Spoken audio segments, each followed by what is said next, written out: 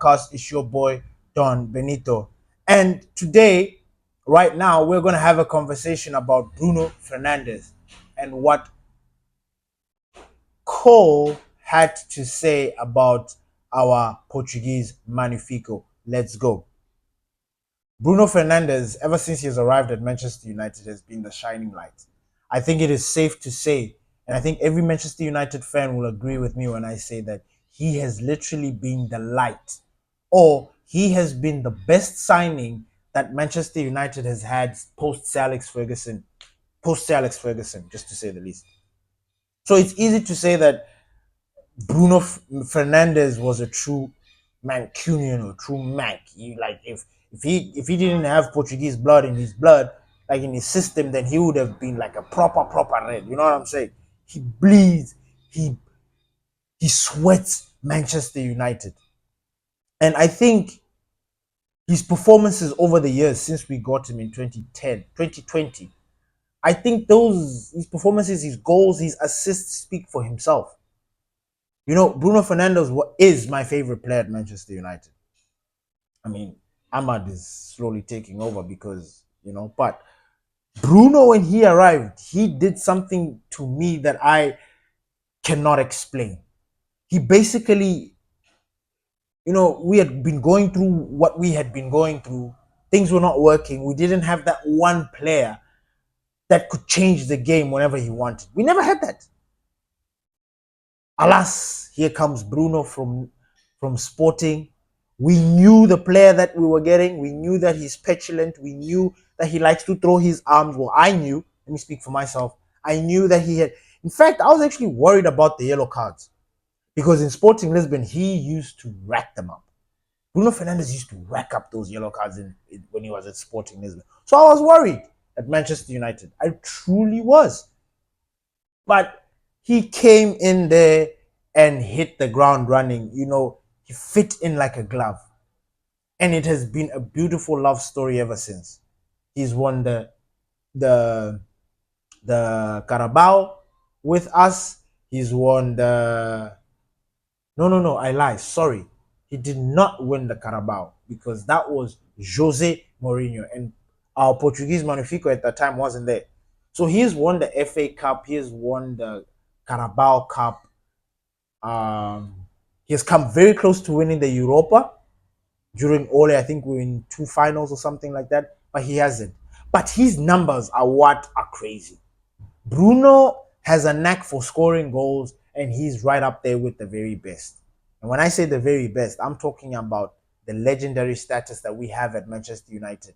I'm talking about he's in the same books with Ryan Giggs, my football father, David Beckham, um, Paul Scholes, Schmeichel, Andy Cole, all the very best legends that we have at Manchester United. Bruno is already there. His numbers are already there. So there is nothing that we can say about Bruno except get mad at him when he loses his mind. Because that is the only time I get mad at Bruno. When he loses his cool. Because as a skipper, as the captain of the team, you need to be level-headed at all times. Doesn't matter whether you are an emotional person, whether you're somebody that wears his heart on his sleeves, you still need to have that level of composure. Because I kid you not, when Bruno is in the mood to play football, our team is in the mood to play football. When Bruno is having a very tough time, our team has a very tough time. There are countless examples, football examples, games that we've watched where we've witnessed and seen Bruno Fernandes. Like the moment he loses his cool, that game is a wrap. Now, Bruno Fernandes has been under heavy scrutiny this past couple of weeks or months, and deservedly so. I was one of those that criticized Bruno because, I'm sorry, Bruno, you cannot introduce us into awesomeness and amazing football and maverick kind of performances and 10 out of 10s and assists like nothing. Like, you cannot introduce that to us and then pull that away and say, nah, you guys don't do. Whoa! I was locked in. The way I was locked into Bruno, I understood the assignment. So Bruno cannot come here and then change his tune, and then all of a sudden he's not providing assists. All of a sudden he's not trying to change the game and try and influence it like he always used to do it. Bruno has to be involved one way or another. He is the one player on the pitch that kind of has a free role or is allowed to have that. He's the only one. He's the only one. He's the only one that can pop up. I mean, Dalot does it, and I don't even think he's allowed to. But yeah, hey. But Bruno Fernandes is the one player that can roam that pitch, do what he can do, and he will give it 100%. Bruno is always available, always ready. This guy is built different. Now, my annoyance this morning is these stories. These stories of like Cole, like players coming out and saying like, nah, Bruno Fernandes needs to leave Manchester United because he's the only shining light there. And at the moment, he's the one that's receiving the hard criticism. Yo, leave us with our Magnifico. He is our boy. He is ours. Like, let us deal with him. Stop trying to feed into his... Like, stop trying to feed these ridiculous ideas because they're like, nah, Bruno Fernandes can fit into any team. And that's true. Obviously, when he's not playing very well, people don't care. People are like, nah, he's overrated. Nah. When he bags in a hat-trick, provides 2 assists and scores what goals, people are like, Bruno. People just shut up.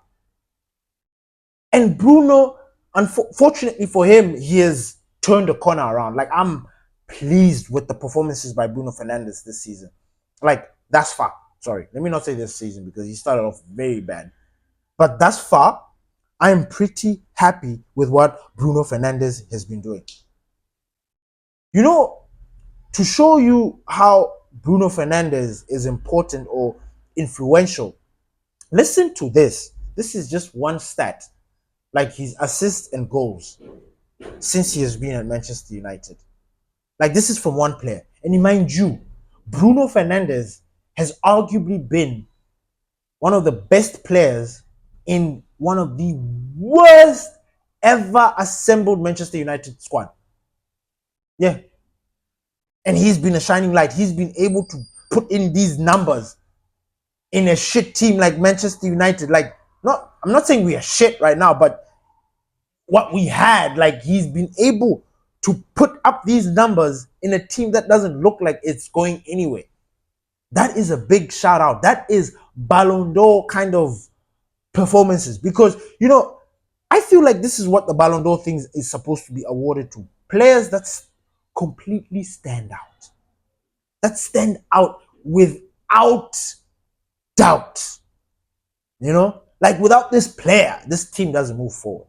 That's what we have with Bruno Fernandes. Now, Bruno Fernandes, ever since arriving at Manchester United, he has 95 goals, has provided 81 assists in 277 games.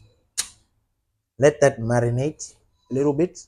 Let it marinate so you can see that it is ridiculous. These numbers, I don't think Rashford can reach these numbers. I don't think anybody else has reached these numbers in this amount of games. I don't think that has ever happened. And for us to be sitting here and witnessing this is big. So I don't like when players, especially from other clubs, Joe Cole is an ex-Liverpool, ex-Chelsea. What do you have? What business do you have commentating on Bruno Fernandes? Like, why do you want Bruno to leave? In other words, you want Bruno Fernandes to head to maybe one of your clubs, be it Chelsea or Liverpool, like your ex. Because why would you want to disturb already a good thing that's going? Everybody knows at Manchester United, even in the world, that you remove Bruno from that team, there's going to be a dip in performance. There's going to be a dip in everything in that team. Bruno Fernandes is the heartbeat. Literal heartbeat. He literally pumps the blood throughout the pitch. That is Bruno. He's the heart. He's the brains. He's the spine. He is the air that we breathe. Like, he is everything to us at Manchester United. So when I sit here and I listen to ex-players, nah, Bruno Fernandes needs to leave. Nah, like, you don't even understand the relationship and the love that we have for Bruno. Like, quit saying stupid things like that. You know? So what do you say? What do you think? Like, do you believe that Bruno Fernandes has done enough at Manchester United to consider himself a legend? Or does he still need to pump out more goals and more assists to be considered a United legend? Or does he need to win a major trophy? Because that is the question. That's the question I keep asking myself. I keep having this debate with myself in my head. I mean, Bruno Fernandes might not even win the Premier League with Manchester United. That's a very strong possibility. Now, are we going to induct him into the Hall of Fame like a legendary status? Absolutely, because of what he has done, because of the numbers, because of how he has taken us out of the mud every single time. You take Bruno out, disaster. But he hasn't won anything major. So how do we play that? How do we navigate that situation? It's tricky. Very, very tricky. Either way, Bruno Fernandes has become a United legend. I mean, he's only 30. What? He's 33, 32? No, he's 30. He's got 3 more years. 4 years. And Bruno doesn't strike me as those players that in the peak. Like, everybody keeps saying that football players have got that time limit. After 30, 31, what they start dipping. I don't see that with Bruno. I swear to you, I've been trying to gauge him, but I don't think. You look at the amount of games that Bruno Fernandes plays. You look at the amount of games Bruno Fernandes is available for. You look at the amount of, like, he plays 90 minutes all day, every day, and tomorrow. That's Bruno. 3 times a week. Like, this guy is a machine. He is a beast. So if you haven't recognized, if you thought that now Bruno Fernandes is going to dip, you've got another thing coming. Thank you, everybody, for listening to the Glory Rest podcast. What do you think? Is Bruno Fernandes a legend at Manchester United? Please leave a comment below.